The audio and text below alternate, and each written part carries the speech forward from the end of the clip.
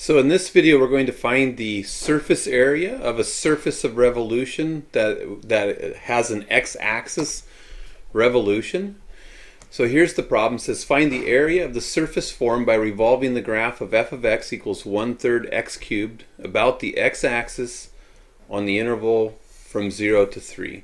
So we've got an x-axis revolution. That means we're rotating this curve around this axis. So our radii are going to be lines from the curve to the x-axis, and an x-axis revolution means that our slices are going to be dx slices, and we're going to need to know the radius as a function of x. And what we want to recognize is that for any ordered pair on the curve, when you input x, the output is f of x. So this radius is just the height that you are above the x-axis. So this radius here is, in this case, just the function of x. We just need to find a way to describe the radius.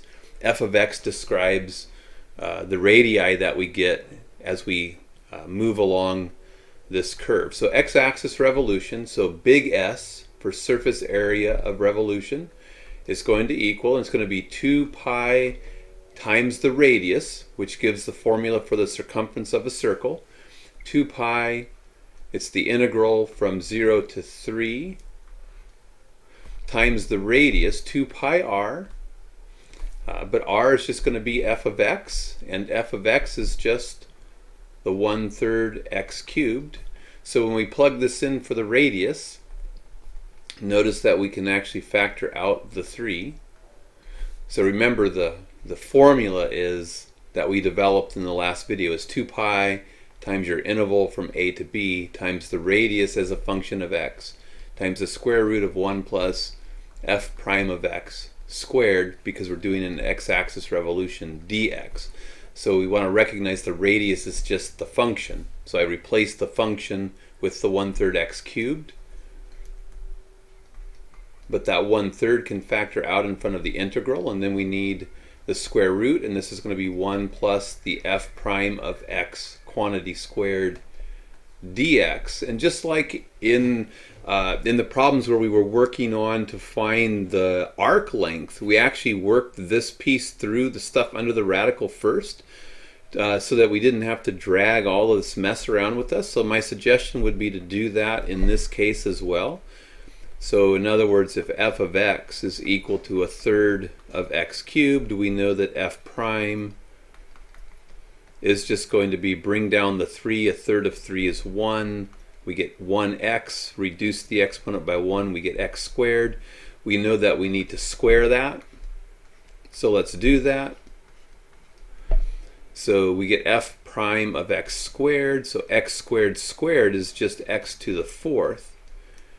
And then we know that to f prime of x squared, we need to add the number 1. So we just add a 1 to both sides.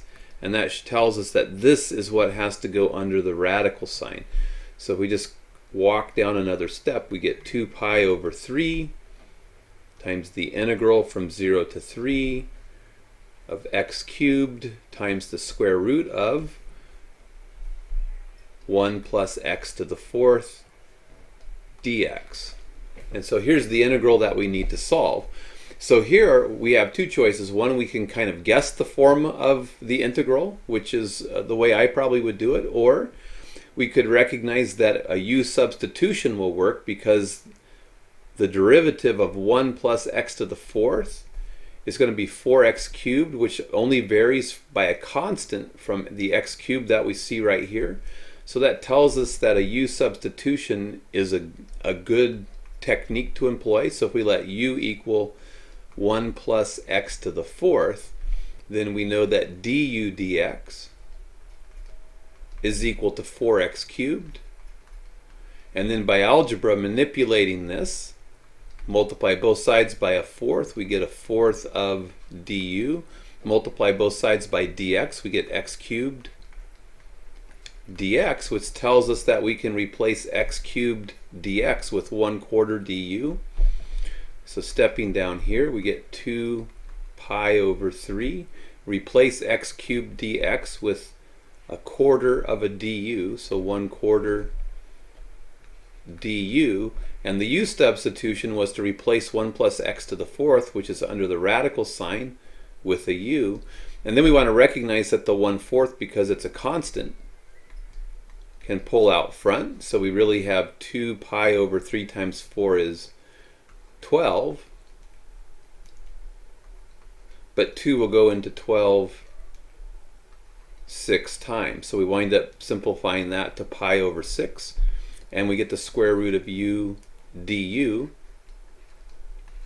And after we integrate, if we don't want to have to substitute back in for x, if we don't want to substitute everywhere we see an x, we don't want to substitute 1 plus x4, x to the fourth, we can change the bounds of integration. So x is running from 0 to 3, but when x is 0, where is u?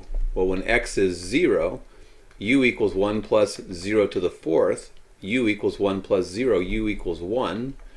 And when x is 3, 3 to the fourth is 81, plus 1 is 82. So when x is 3, u is equal to 82. And we get that just from plugging the bounds into the u substitution that we did right here, which lets us adjust the bounds here in terms of u, so we don't need to substitute back when we're done. And now I think we're ready to integrate. So here we get pi over 6 times, we want to integrate the square root of u, which is the same as u to the 1/2. So we know when we integrate, we're going to make that exponent 1 bigger. So 1/2 plus 1 is 3/2.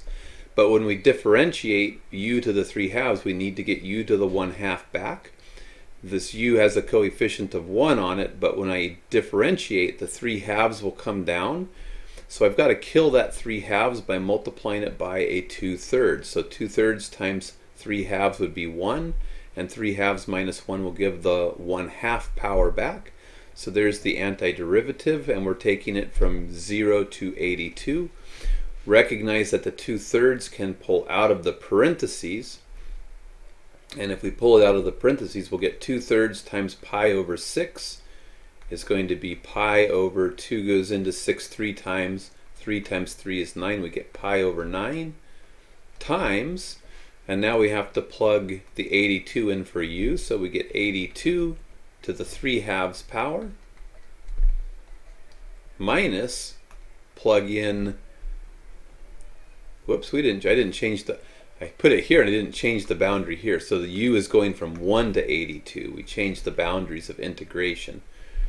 So this needs to be from 1 to, did all that work and didn't replace the 0 with the 1 right here. And then we're going to plug 1 in, so we get 1 to the 3/2 is just 1. And there's the final answer. You could write this a hair differently. I mean, we could write this as pi over 9 times, and this is 82 to the 3/2. You can think about that as being a 1.5. So you get 182 out, and then you would still have an 82 under the square root sign from the 1/2 right here. And this would be minus 1. This would be an alternate way to write it. I probably would just leave it like this, unless I had a good reason for changing it into this form.